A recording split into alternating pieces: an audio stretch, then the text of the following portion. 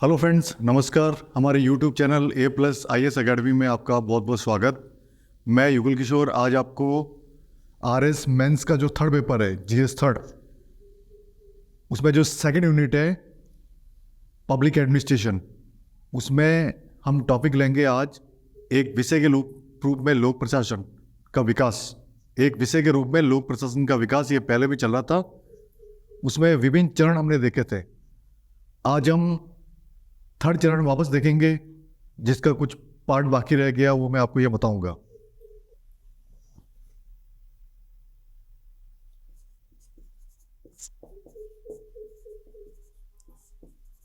एक विषय के रूप में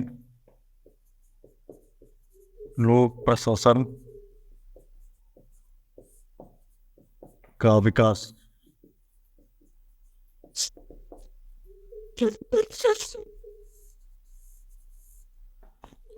इसका जो थर्ड चरण है एक विषय के रूप में लोक प्रशासन का विकास, इसका जो थर्ड चरण है उसका कुछ पार्ट बाकी रह गया है, वो मैं आपको बताऊंगा।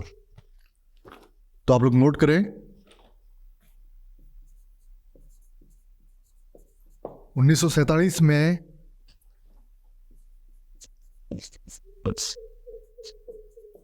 रॉबर्ट डेल, जो कि एक बहुत बड़े विद्वान थे,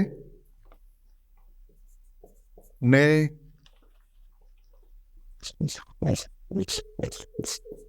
अपने एक लेख में सिद्ध किया कि लोक प्रशासन विज्ञान नहीं है। लोक प्रशासन विज्ञान नहीं है, ये उन्होंने कहा था रॉबर्ट डेल ने, जो एक बहुत बड़े विद्वान थे। इस लेख का शीर्षक था, इस लेख का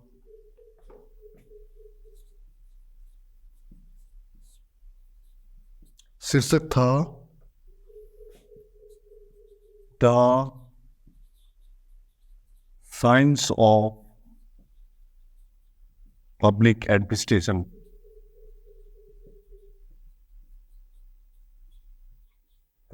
यानी हिंदी में हो गया लोक प्रशासन का विज्ञान। लोक प्रशासन का विज्ञान। उन्होंने ये भी बताया कि उन्होंने ये भी बताया कि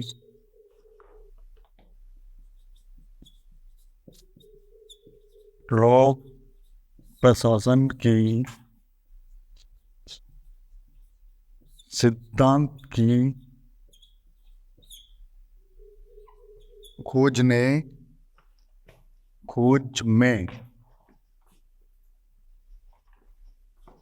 3 बाधाओं का सामना किया। 3 बाधाओं का सामना करना पड़ता है। सर्वप्रथम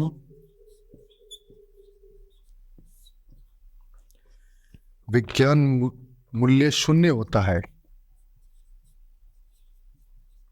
विज्ञान मूल्य शून्य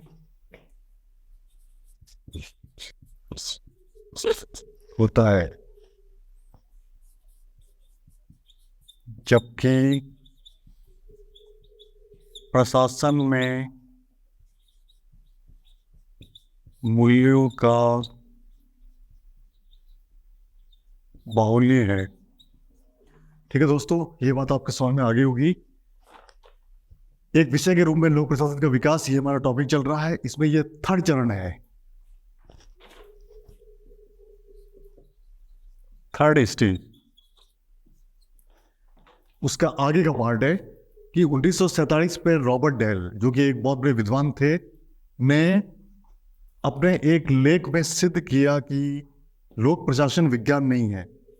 इस लेख का शीर्षक था the science of public administration अर्थात लोक प्रशासन का विज्ञान है। उन्होंने ये भी बताया कि लोक प्रशासन की सिद्धांत की खोज में 3 बाधाओं का सामना करना पड़ता है। सर्वप्रथम विज्ञान मूल्य शून्य होता है, जबकि प्रशासन में मूल्यों का बाहुल्य है। अब हम आगे देखेंगे। नेक्स्ट दूसरी बाधा है कि दूसरी बाधा यह है कि मनुष्यों के व्यक्तित्व मनुष्यों के व्यक्तित्व अलग अलग होते हैं।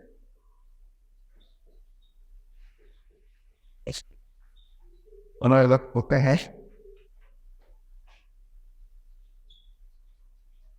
जिससे प्रशासन की कार्यों में विभिन्नता करते हैं।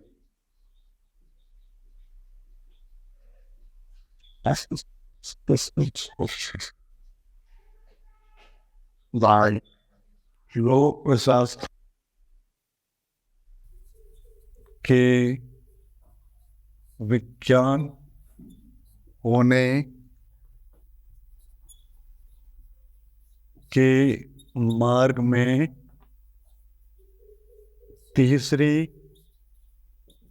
बाधा है कि सामाजिक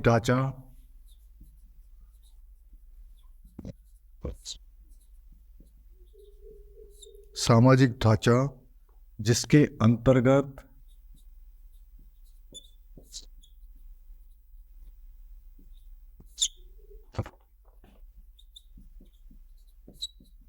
लोक प्रशासन अपने को पाता है।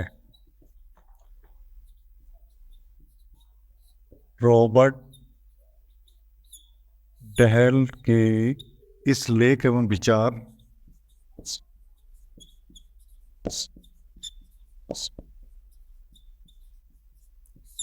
लोक प्रशासन को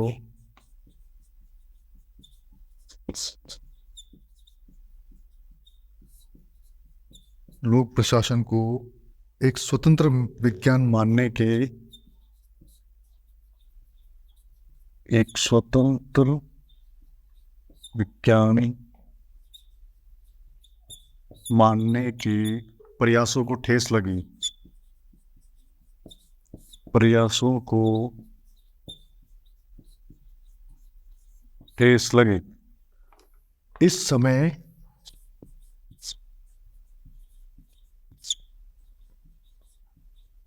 जर्मन समाजशास्त्री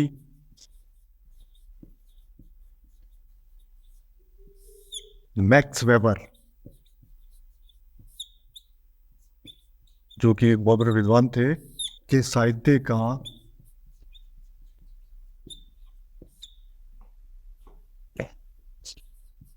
अंग्रेजी में अनुवाद हुआ।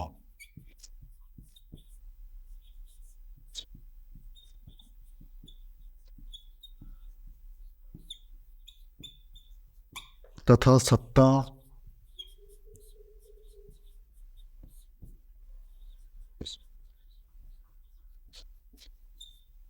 नौकरशाही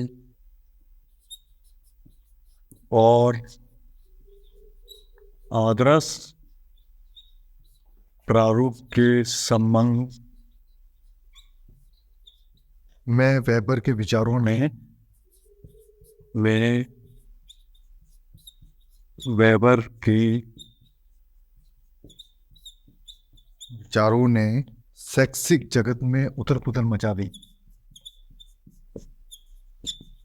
शैक्षिक जगत में उथल पुथल मचा दी। ठीक है दोस्तों, यहाँ तक आपको समझ में आ गया होगा। आरएस मेंस या एग्जाम, रिटन एग्जाम में आप लोग समझते हुए लिखते रहे, आपको लिखना पड़ेगा एग्जाम में। तो ये देखते हैं अपन आगे। दूसरी बाधा यह है कि मनुष्यों के व्यक्तित्व अलग अलग होते हैं, जिससे प्रशासन के कार्यों में विभिन्नता आ जाती है। लोक प्रशासन के विज्ञान होने के मार्ग में तीसरी बाधा यह है कि सामाजिक ढांचा जिसके अंतर्गत लोक प्रशासन अपने को पाता है। रॉबर्ट डेल, जो कि एक बहुत बड़े विद्वान थे, उन्होंने ये कहा कि इस लेख एवं विचार से लोक प्रशासन को एक स्वतंत्र विज्ञान मानने के प्रयासों को ठेस लगी। आगे हम देखते हैं। इस समय जर्मन समाजशास्त्री मैक्स वेबर, वो भी एक बहुत बड़े विद्वान थे, उन्होंने कहा कि साहित्य का अंग्रेजी में अनुवाद हुआ तथा सत्ता, नौकरशाही और आदर्श प्रारूप के संबंध में वेबर के विचारों ने शैक्षिक जगत में उथल पुथल मचा दी। नेक्स्ट हम आगे देखते हैं। लेकिन लोक प्रशासन के समक्ष उपस्थित लोक प्रशासन के समक्ष उपस्थित चुनौतियां बढ़ती चली गई। चुनौतियां बढ़ती चली गई। हॉथोर्न प्रयोगों के पश्चात हॉथोर्न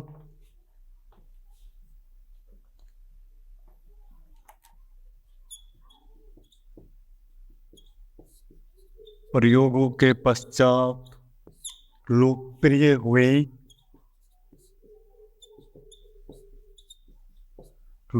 हुई मानव संबंध विचारधारा। मानव संबंध विचारधारा में भी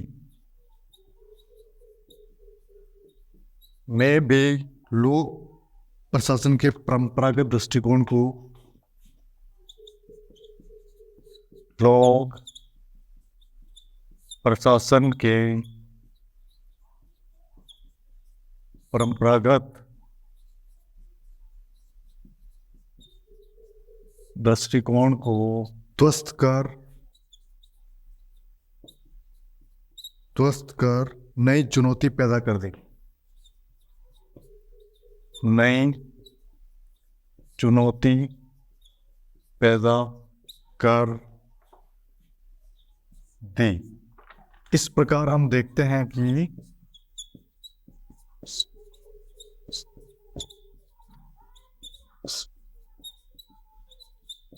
लोक प्रशासन का तीसरा चरण लोक प्रशासन का तीसरा चरण चुनौतियों तथा आलोचनाओं से भरा हुआ रहा। चुनौतियों तथा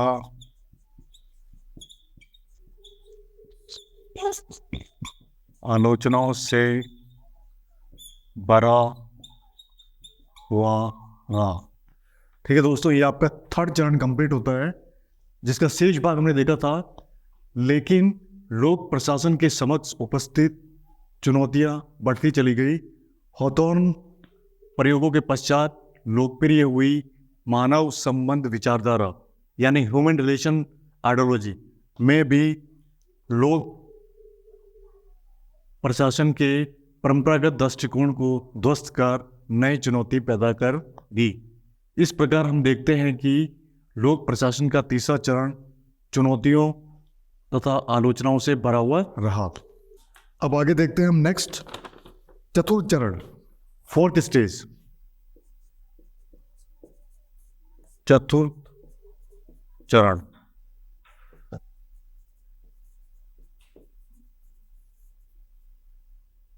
फोर्थ स्टेज 1948 से 1970।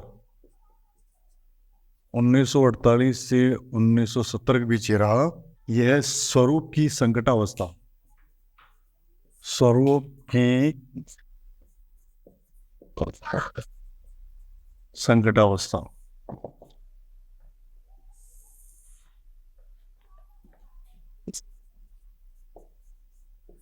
चतुर्थ चरण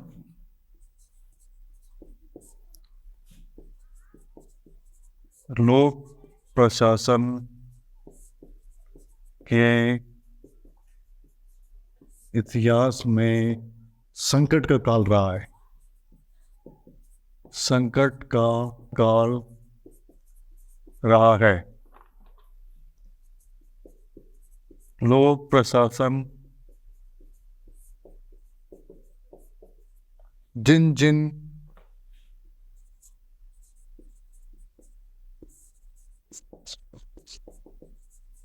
उपलब्धियों की बात कर रहा था, वे सारी नाकाम सिद्ध कर दी गई। वे सारी नाकाम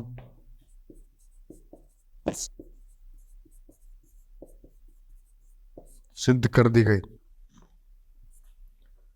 सिद्धांतवादी विचारधारा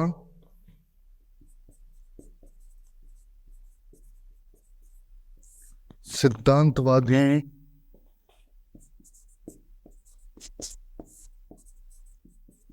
विचारधारा हर्बर्ट साइमन की आलोचना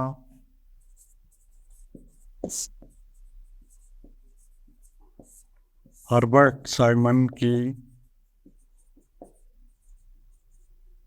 आलोचना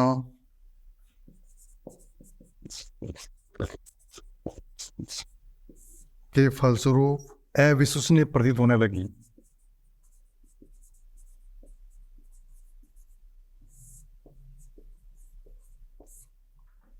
प्रतीत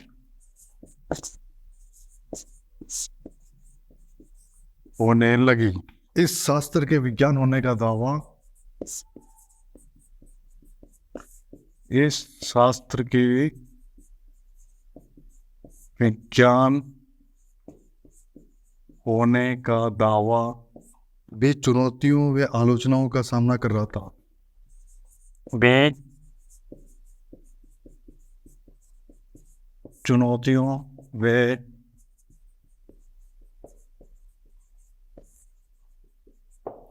आलोचनाओं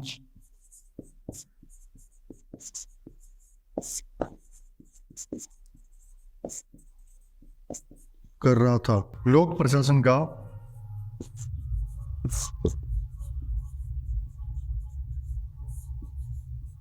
क्या स्वरूप है? क्या स्वरूप है? यही अब संदेह का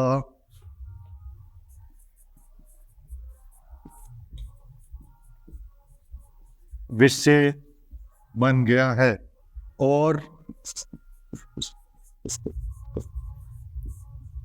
इसी पर विवाद होने लगा।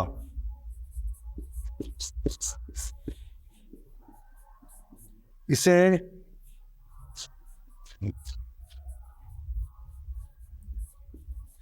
स्वरूप की संकटावस्था कहा गया।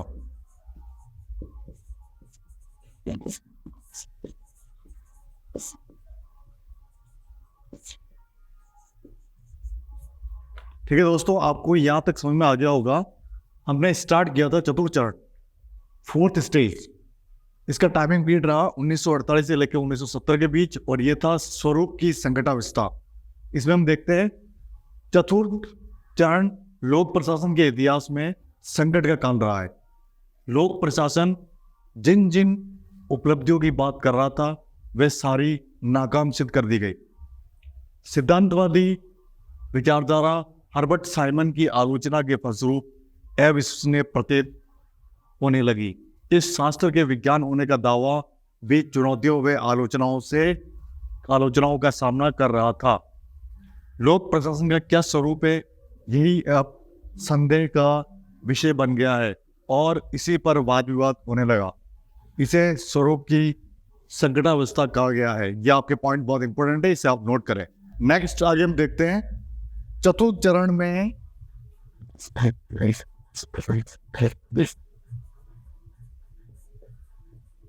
लोक प्रशासन ने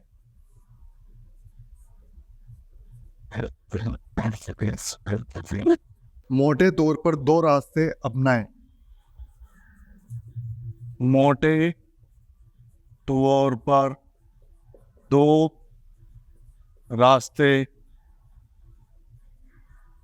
अपनाए। कुछ विद्वान लोक प्रशासन से पुनः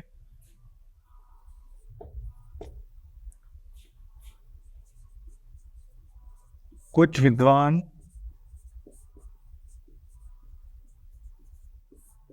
लोक प्रशासन से पुनः राजनीति शास्त्र के अंतर्गत आ गए। राजनीति से ही निकला था। राजनीति से ही निकला था। उसका अंग भी था। उसका अंग भी था। राजनीति शास्त्र में इस समय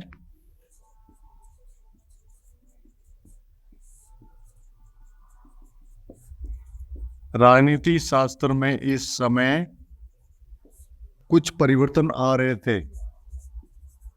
कुछ परिवर्तन आ रहे थे।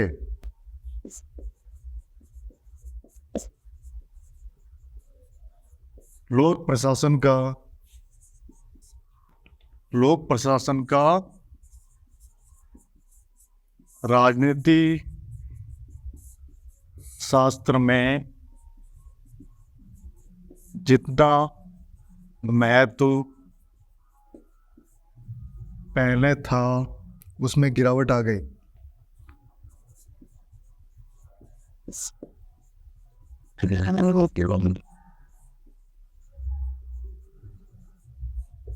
उसमें गिरावट आ गई।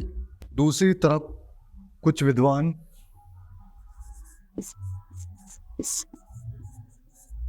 दूसरी तरफ कुछ विद्वान प्रशासनिक विज्ञान की ओर चले गए। प्रशासनिक विज्ञान की ओर चले गए। आप लोग नोट करते रहे, लिखते रहे, समझते रहे। दोनों ही स्थितियों में लोक प्रशासन दोनों ही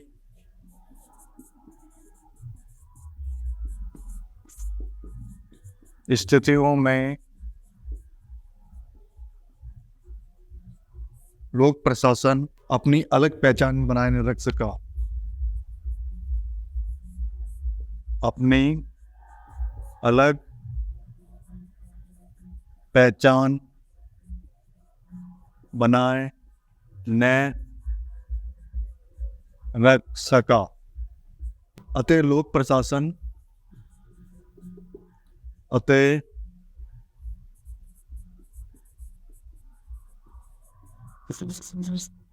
लोक प्रशासन ऐसी अवस्था में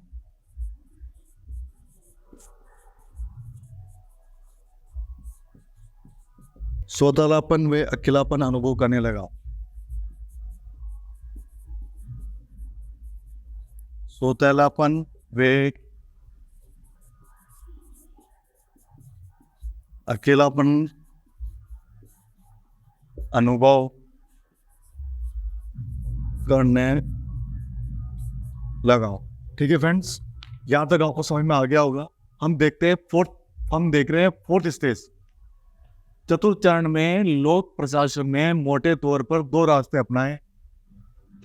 कुछ विद्वान लोक प्रशासन से पुनः राजनीति शास्त्र के अंतर्गत आ गए। आखिर लोक प्रशासन राजनीति से ही निकला था, उसका अंग भी था। राजनीति शास्त्र में इस समय कुछ परिवर्तन आ रहे थे। लोक प्रशासन का राजनीति शास्त्र में जितना महत्व पहले था उसमें गिरावट आ गई। दूसरी तरफ कुछ विद्वान प्रशासनिक विज्ञान की ओर चले गए। दोनों ही स्थितियों में लोक प्रशासन अपनी अलग पहचान बनाए न रख सका। अतः लोक प्रशासन ऐसी अवस्था में सुधलापन व अकेलापन अनुभव करने लगा। ठीक है दोस्तों, ये याद तो हो गया। अब हम आगे देखते हैं।